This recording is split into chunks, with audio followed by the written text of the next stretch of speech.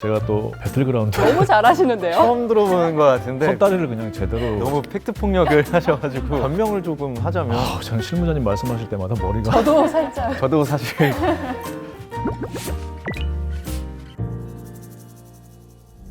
대한민국 국민 모두 원활한 소통이 이루어지는 그날까지 여러분들과 함께 어려운 영어들을 풀어갈 MC 박경석입니다. 예. 지금 이 자리에는 어려운 영어 개선을 도와주실 전문가와 실무자를 모시고 있습니다. 인사 부탁드립니다. 안녕하세요. 어려운 영어 개선에 힘쓰고 있는 전문가입니다. 네, 안녕하세요. IT 분야에서 일하고 있는 실무자입니다. 네, 만나서 반갑습니다. 어려운 영어 개선. 오늘의 주제는 바로 IT인데요.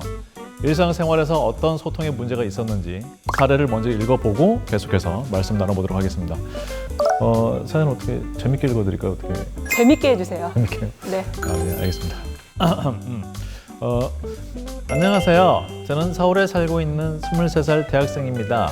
지난 방학 때 사회 경험도 쌓을 겸 학비도 벌 겸 친구와 함께한 IT 기업에서 아르바이트를 했었습니다. 전자기기를 다루는데 일가견이 있던 저인데다가 이미 몇 차례 일해본 경험이 있는 친구와 함께하니 자신감은 하늘을 찔렀습니다. 그런데 그런 자신감이 무너지는 데는 몇 시간도 채 걸리지 않았습니다. 일이 어려웠냐고요? 아니요, 일은 정말 쉬웠습니다. 문제는 상사들이 무슨 말을 하는지 도무지 알아들을 수가 없었다는 것입니다. 야, 이거 이 친구 실력이 대단한 걸 봐. 이거 해커톤 나가도 되겠어. 예? 해커요? 토익 보라는 말씀이신가요? 에? 갑자기 토익? 요즘 친구들 유머는 이해를 잘하지 못하겠네. 깔깔깔깔깔. 그뿐만이 아니었습니다. 나 잠깐 나가봐야 되니까 히트런 테스트 마치면 여기서 크롤링 좀 봐줘. 파밍 조심하고. 예? 아니, 히트런 테스트 마치면 크롤링 좀 봐달라고. 파밍 조심하면서. 히트런 테스트는 당장 제가 하는 오작동 시험을 말하는 것이라는 걸 금방 알 수 있었습니다. 하지만 크롤링이나 파밍은 도무지 무슨 말인지 이해할 수가 없었습니다. 괜히 두 번, 세 번 물어봤다가 혼날까 봐 일단 자신 있게 대답하고 친구한테 물어보기로 했습니다. 야, 그 테스트 작업 마치면 트롤링 하면서 파마 하라던데 뭐 뭔지 아냐? 에? 그게 무슨 소리야? 무슨 말인지조차 모르니 친구한테도 제대로 물어볼 수가 없었고 결국 지시받은 일을 하지 않아 꾸지람을 듣고 쫓겨나는 신세가 되었습니다. 되게 재미있었나요? 정말 잘하시는데요? 제가 지루해가지고 이런 가슴 아픈 사연이 있었습니다. 우선 저도 사연을 읽으면서 많이 생소한 단어들이 눈에 띄었는데 해커톤이랑 히트런 테스트 어떤 말인가요? 그 해커톤은 그 프로그램을 해킹하거나 개발하는 대회를 말합니다. 해킹과 마라톤을 합친 합성어죠. 그리고 히트런 테스트는 그 프로그램에 잘못된 데이터가 입력된 상황에서 시스템 작동 여부를 검사하기 위해 고의로 오류를 입력해 시험해보는 작업입니다. 실제 뜻을 알고 확인을 해봐도 잘 적응이 안 되네요. 네. 그래서 이런 어려운 용어를 쉬운 말로 순화하는 사업을 진행하고 있는데요. 앞서 말씀하신 해커톤은 정보기술대회, 히트런 테스트는 오작동 시험으로 순화해서 사용할 수 있습니다. 순화를 좀 들어보니까 좀 직관적이고 이해하기 쉽다는 좀 생각이 듭니다. 예. IT에 문의하는 저도 어떤 의미인지 바로 이해가 될 정도네요. 뭐 실무진 입장에서는 어떻습니까? 그 습관 때문에 당장의 입에는 잘 안 받을 수 있겠지만 방금 설명해 주신 순화어가 직관적으로 더 잘 이해되기 때문에 효율적인 면에서 좀 더 나은 것 같긴 합니다. 근데 그 해커톤을 정보기술대회라고 하면 원래의 뜻을 다 포함하지 못하는 것이 아닌가 뭐 그런 생각이 들긴 하는데요. 이렇게 생각하실 수도 있는데요. 예를 들자면 팔굽혀펴기가 엎드려서 팔굽혀펴기를 하는 동작을 말하지 않습니까? 근데 그렇다고 우리가 엎드려서 팔굽혀펴기라고 하지 않죠. 불편하니까요. 용어가 모든 내용을 담기에는 어려움이 있고요. 최대한 가깝게 표현하고 그런 뜻으로 이해하고 사용할 필요가 있는 겁니다. 그럼 계속해서 질문 마저 이어가도록 하겠습니다. 우리 사연자분을 괴롭힌 두 단어, 크롤링과 파밍. 이거는 좀 제가 좀 들어본 단어 같은데. 어디서 들어보셨나요? 제가 또 배틀그라운드. 파밍은 바닥에 떨어진 아이템을 주워 모는 행위를 이렇게 말하거든요. 크롤링은 정석대로 하지 않고 문제를 일으키는 어떠한 행위? 약간 그런 느낌 같은데 제 해석 틀렸나요? 처음 들어보는 것 같은데 제가 이거 어디서부터 좀 말씀을 드려야 할지. 이거를 크롤링 같은 경우에는 프로그램을 사용해서 웹을 돌아다니면서 유용한 정보를 찾습니다. 그리고 이 정보를 자동화된 방법으로 수집, 분류, 저장하는 방법 또는 그런 기술을 의미합니다. 이해하기 편하게 우리말로 긁어 모으기라고 할 수 있고요. 말씀하신 파밍은 농사를 짓는다가 원 뜻이죠. 근데 그 뜻을 게임에서는 아이템이나 재화를 모은다는 의미로 사용된 경우이고요. 여기서 말하는 파밍은 인터넷 함정 사기를 말합니다. 가짜 인터넷 사이트로 연결되도록 유도해서 피해자의 개인 정보를 훔치는 사기 수법을 의미합니다. 아, 제가 모처럼 자신 있게 말씀을 드렸는데 헛다리를 그냥 제대로 짚었네요. 그래도 그 게임 같은 경우가 IT 분야에 들어가니까 나름 좋은 접근이었던 것 같습니다. 예, 감사합니다. 그럼 계속해서 이야기 나눠보도록 하겠습니다. 사연을 읽으면서 든 생각이 사연자분도 업무에 대한 능력이 어느 정도 있는 분 같거든요. 그런데 이런 용어에서 비롯되는 소통의 문제, 그게 왜 생기는 걸까요? 근데 이건요, 비단 사연자분뿐만이 아니라 전반적으로 우리나라 기업 내에서 어려운 외국어의 사용이 잦은 편입니다. 예를 들자면 많죠. 뭐 이 내용 디벨롭해, 이번에 내려온 오더 캔슬해. 일상에서도 오늘 스케줄이 타이트해, 뭐 나 케어가 필요해. 이런 남용이 문제라고 생각합니다. 전문가님께서 너무 팩트 폭력을 하셔가지고 너무 사실만 말씀하시니까 약간 저도 뜨끔하는 것 같습니다. 근데 이게 변명을 조금 하자면 IT 분야에서는 이런 기술 용어가 대체로 영어고 그 용어를 주로 사용하는 대상이 굳이 막 해석해서 전달해야 하거나 뭐 그럴 필요가 있는 사람들이 아니거든요. 아는 사람들끼리 대화하다 보니 자연스럽게 그 안에서 줄임말 같은 게 생기기도 하고 좀 그런 것 같아요. 꼭 IT 분야가 아니더라도 일상에서 영어를 섞어서 말하는 게 익숙한 경우들이 많아요. 방금도 이제 습관적으로 경우를 케이스라고 말할 뻔했는데 오늘 이런 자리에서 이렇게 이야기를 하면서 제가 사용하는 언어를 좀 많이 돌아보게 되네요. 그 대화하면서 영어가 자연스럽게 튀어나오기도 하는데 막상 영어 해보라고 하면 잘 못하고 그러기도 하잖아요. 신기하게도. 그렇죠. 네. 이렇게 불필요한 외국어, 한자어, 뭐 전문 용어의 남용은 우리 언어 습관에서 조금 지양해야 할 부분이 아닌가 생각합니다. 네, 좋은 말씀 감사합니다. 지금까지 사연자분의 사연 내용을 토대로 이야기를 나눠봤는데요. 여기 나와 계신 실무자님이나 전문가님도 이렇게 사연자분과 같은 사례를 일상에서 겪어보신 일이 있나요? 제가 최근에 조카한테서 사이버 레카라는 말을 들었어요. 근데 보통 레커차라고 하면 사고 차량을 군환하는 견인차 정도로 생각을 했는데 근데 왜 앞에 사이버가 붙을까? 혹시 아이들이 사이비를 잘못 말한 게 아닐까 생각했거든요. 사이비레카? 그것도 얼추 말이 만들어지긴 하네요. 근데 이 단어가 교통사고 현장에 재빠르게 몰려드는 견인차처럼 온라인 공간에서 어떤 화제거리가 생겼을 때 재빠르게 짜집기한 영상으로 조회수를 올리는 이 유튜버를 지칭하는 신조어더라고요. 그렇죠. 한때 그게 좀 논란이 많이 되기도 했잖아요. 이런 단어가 특정 직업을 비하하는 의미가 될 수도 있고 은어에 가깝게 사용되는 신조어다 보니까 아무래도 순화해서 사이버 바람잡이라고 사용하는 편이 어떨까 그런 생각을 했습니다. 저 같은 경우는 그 영업을 나갔을 때 제법 많이 겪었던 것 같습니다. 이게 실무에 있는 저는 당연히 익숙한 용어들인데 사실 일반인들이 알기 쉬운 용어는 아니거든요. 대표적으로 뭐 NSA 방식과 SA 방식이라는 용어가 떠오르는데요. 이게 LTE와 5G 기술을 함께 사용하는 기술 규격이냐 아니면 5G 전용망만 사용하는 기술 규격이냐 하는 차이거든요. 그럼 NSA가 전용망만 사용하고 NSA가 논스탠드 언론이라고 해서 국어문화원에서는 공존형 통신 방식이라고 새 용어를 제안을 했고요. SA는 스탠드 언론이라고 해서 단독형 통신 방식이라고 제안을 했습니다. 저는 실무자님 말씀하실 때마다 머리가 아까 LTE랑 5G 말씀하실 때 저는 정말 요런 데는 뭘로 하지 이런 생각을 했었거든요.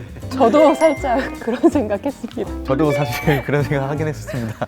역시 사람 사는 게 그렇죠. 중요한 문제거든요. 예. 저도 갑자기 떠오르는 말이 하나 있는데 라스트 마일 테크놀로지 들어보셨나요?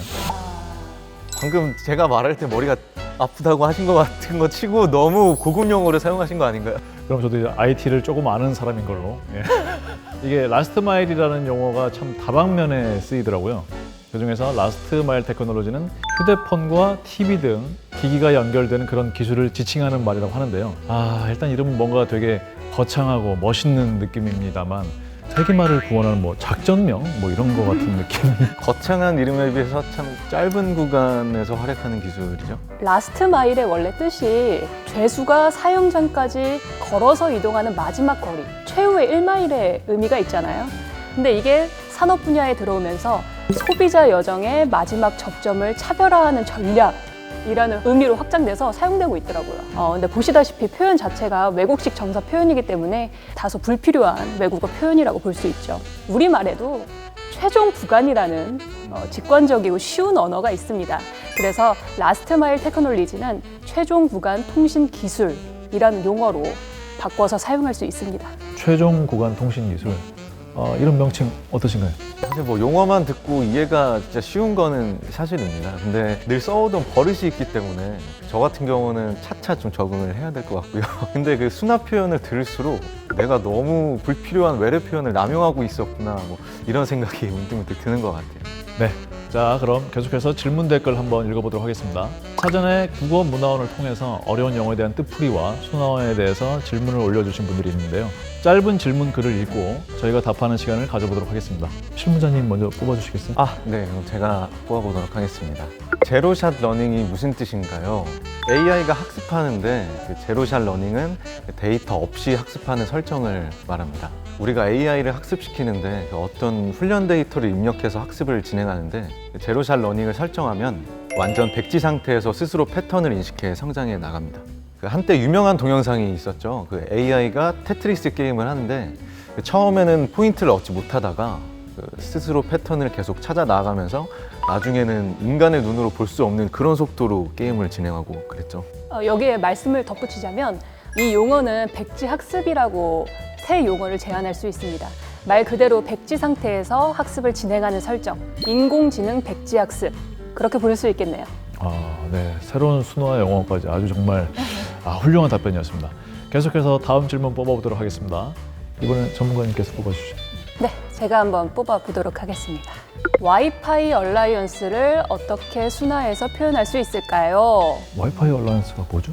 이 용어를 제가 사전에 좀 찾아본 적이 있는데 와이파이 얼라이언스라는 것은 무선랜 기술을 장려하고 표준을 준수하면 제품을 인증해주는 동업조합의 이름이더라고요. 그러니까 무선 근거리 네트워크 기술에 대한 제품을 인증해주는 공인조합 기관이죠. 우리말로 순화 표현하면 무선랜 인증조합이 좋겠습니다. 그럼 마지막 질문은 제가 뽑아보도록 하겠습니다. 옵트아웃과 옵트인 어떤 뜻이며 어떻게 순화할 수 있을까요? 인과 아웃, 뭔가 들어가고 나오는 그런 의미의 단어 같은데요? 네. 옵트라는 단어가 생소하실 수 있어요. 옵션의 줄임말입니다. 그러니까 용어를 풀면 옵션 인, 옵션 아웃이 되는 거죠. 뭔가 선택한다, 선택하지 않는다, 뭐 이런 뜻인가요? 네, 맞습니다. 너무 잘하시는데요. 간단히 설명해 드리자면 옵트인은 체크칸에 체크가 되어 있지 않은 상태, 즉 동의를 구하기 위해서 어떠한 행위가 필요한 대기 상태이고요. 옵트아웃은 그 반대겠죠. 체크칸에 체크가 되어 있는 상태, 즉 동의를 따로 구하지 않아도 되는 상태입니다. 그 IT 내용으로 좀 더 덧붙여 설명해 드리자면 개인정보 취급에 대한 내용이기도 합니다. 옵트아웃은 사용자가 수신 거부 의사를 밝혀야 광고 등의 서비스가 제공되지 않는 방식이고요. 옵트인은 사전 동의를 선택한 사용자만 광고 등 서비스가 제공되는 그런 방식이죠. 결론적으로 개인정보 활용 취급에 대해 옵트인은 선 동의 후 사용, 그리고 옵트아웃은 선 거부 후 배제라고 볼 수 있습니다. 이러한 원리를 이용해서 용어를 풀었을 때도 옵트인은 수락 확인 방식, 옵트아웃은 거부 확인 방식으로 순화해서 용어를 사용하실 수 있습니다. 용어 설명부터 순화어까지 깔끔한 풀이 모두 감사드립니다. 자, 여기까지 우리가 어려운 영어와 어려운 영어 개선에 대해서 이야기를 쭉 나눠봤는데요. 너무 많은 이야기를 나눠서 우리가 한번 정리를 하고 넘어가는 시간이 필요할 것 같습니다. 네, 내용 자체가 많은 분이 생소하실 수 있기 때문에 기억하기가 쉽지 않으실 것 같아요. 네, 그래서 저희가 지금까지 대화를 나눴던 용어들의 정리판을 준비를 해봤습니다.